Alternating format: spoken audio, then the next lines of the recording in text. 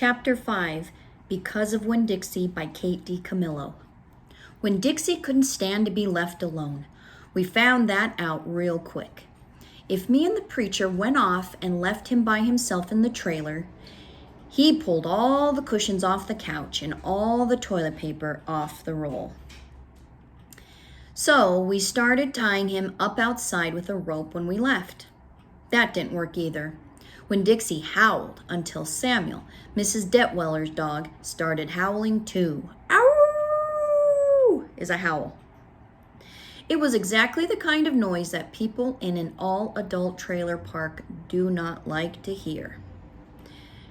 He just doesn't want to be left alone, I told the preacher. That's all. Let's take him with us. I could understand the way Winn-Dixie felt. Getting left behind probably made his heart feel empty. After a while, the preacher gave in, and everywhere we went, we took Winn-Dixie, even to church. The Open Arms Baptist Church of Naomi isn't a regular-looking church. The building used to be a Pick-It-Quick store, and when you walk in the front door, the first thing you see is the Pick-It-Quick motto. It's written on the floor in little tiny red tiles that make great big letters that say, pick, pick, pick, quick, quick, quick. The preacher tried painting over those tiles, but the letters won't stay covered up. And so the preacher has just given up and let them be. So a Pick-It-Quick is probably like a Save-A-Lot or a dollar store or one of those quick little stores you can go in and get whatever you need. A Pick-It-Quick is what they call their store. So it was an old building, but now the church is in there. They bought it and they're doing church in there now. The other thing about the Open Arms that is different from other churches is there aren't any pews. People bring their own fold-up chairs and lawn chairs, and so sometimes it looks more like the congregation is watching a parade or sitting at a barbecue instead of being at church. So a pew is those wooden chairs that are at most churches that are fixed. You can't really move them, and everybody sits in a row. It's not individual chairs. So that's what's different about this church, is that they sit in fold-out chairs like lawn chairs. Let's see. It's kind of a strange church, and I thought Winn-Dixie would fit right in. But the first time we brought Winn-Dixie to the Open Arms, the preacher tied him outside the front door. Why did we bring him all the way here just to tie him up? I asked the preacher. Because dogs don't belong in church, Opal, the preacher said. That's why. He tied Winn-Dixie up to a tree and said how there was lots of shade for him and that it ought to work out real good.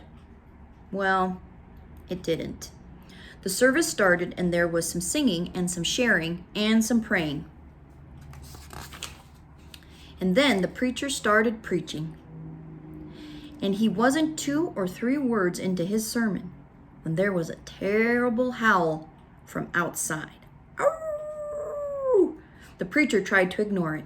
Today, he said. Ow! Said Winn-Dixie. Please, said the preacher. Ow! Said Winn-Dixie back.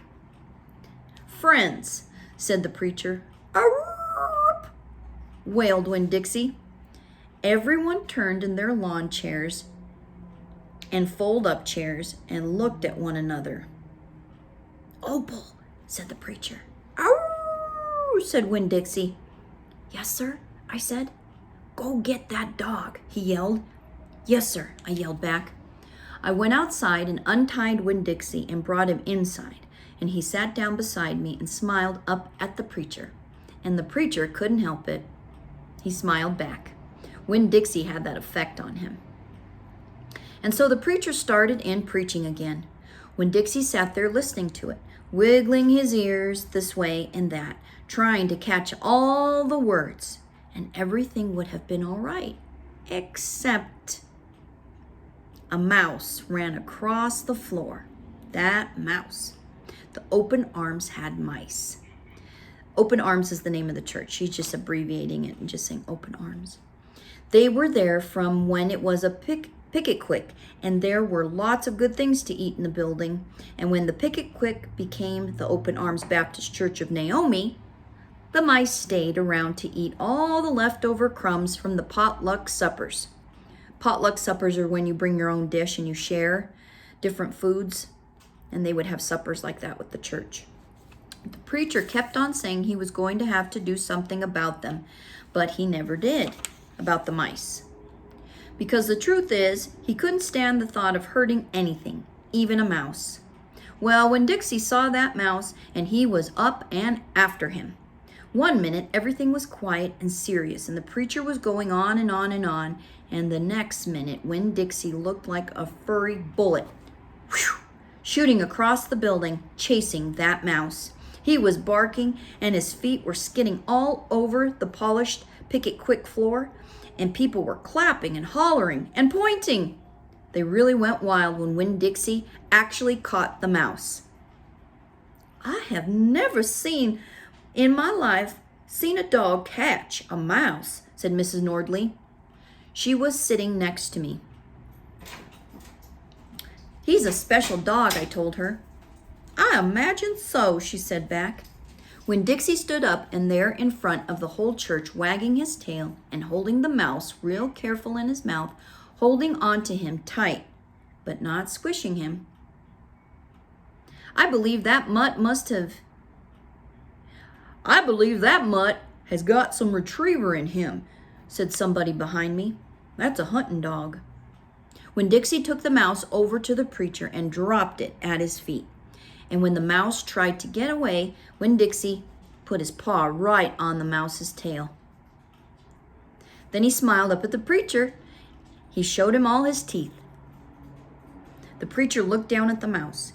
He looked at Winn-Dixie. He looked at me. He rubbed his nose. It got real quiet in the Picket Quick. Let us pray, the preacher finally said, for this mouse. And everybody started laughing and clapping. The preacher picked up the mouse by the tail, like this, walked and threw it out the front door of the Picket Quick, and everybody applauded again. That's an applaud, is to clap. Then he came back and we all prayed together. I prayed for my mama. I told God how much she would have enjoyed hearing the story of Winn-Dixie catching the mouse. It would have made her laugh. I asked God if maybe I could be the one to tell her that story someday. And then I talked to God about how I was lonely in Naomi because I didn't know that many kids, only the ones from church. And there weren't that many kids at the Open Arms, just Dunlap and Stevie Dewberry, two brothers who weren't twins but looked like they were, and Amanda Wilkinson, whose face was always pinched up like she was smelling something real bad. Kind of like that, pinched up. And Sweetie Pie Thomas, who was only 5 years old and still mostly a baby. And none of them wanted to be my friend anyway because they probably thought I'd tell on them to the preacher for every little thing they did wrong. And then they would get in trouble with God and their parents. So I told God I was lonely, even having Winn-Dixie. And finally, I prayed for the mouse, like the preacher suggested. I prayed that he didn't get hurt and he was flying out the door of the Open Arms Baptist Church of Naomi. I prayed that he landed on a nice, soft patch of grass. Okay, end of chapter 5. Please go answer your questions.